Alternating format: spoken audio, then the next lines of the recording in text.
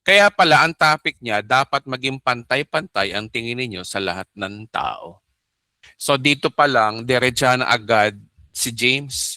Ang tunay na pananampalataya kay Kristo ay hindi compatible sa mga favoritism o yung tinatawag na discrimination.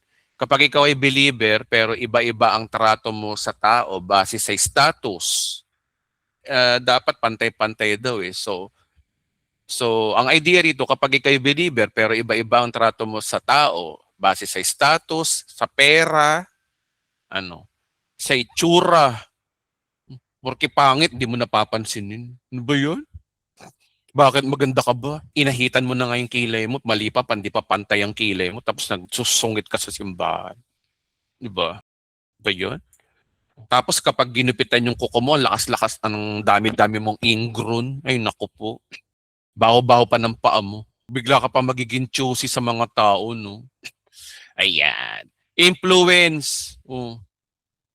Kapag sikat, kapag hindi sikat, hindi papansinin. Kapag sikat, ay Diyos ko, todo makakamay. Kulang na lang 3 kamay yung iano, magkaroon ka na ng tubuan ka na ng 4 na kamay para kamay mo yung tao. O kaya social class. May problema na agad sa puso, agad yung mga ganyan tao, guys. May discrimination na sa simbahan. Ayan. Ang issue kasi dito ay hindi simpleng attitude, mga kapatid, kundi contradiction ito mismo sa nature ng pananampalataya mo mismo kay Kristo. Yun ang kagad questionin sa'yo. Ano klaseng may pananampalataya ka kaya? Bakit ka ganyan? Hindi pantay-pantay eh, yung trato mo sa tao.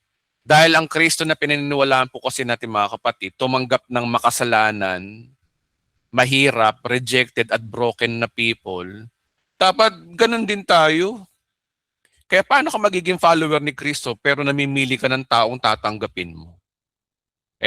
Marami ko kasing mga church po ngayon mga kapatid. Kapag influencer, businessman, o kilala, automatic warm and welcome.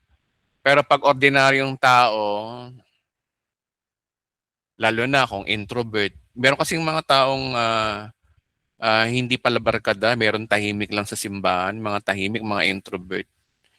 Hindi pinapansin. O kaya mga awkward. O kaya meron talagang special child. Pag special child, hindi pinapansin. Guys, huwag kayong ganun, guys, sa simbahan. Dapat tanggapin natin lahat.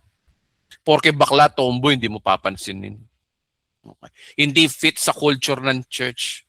Parang hindi belong. Nasa loob mismo ng simbahan, yung tao, pero invisible, hindi pinapansin. O, yan yung tinutukoy ni Santiago. Verse 1 pa lang, dapat daw maging pantay-pantay yung tingin ninyo sa tao.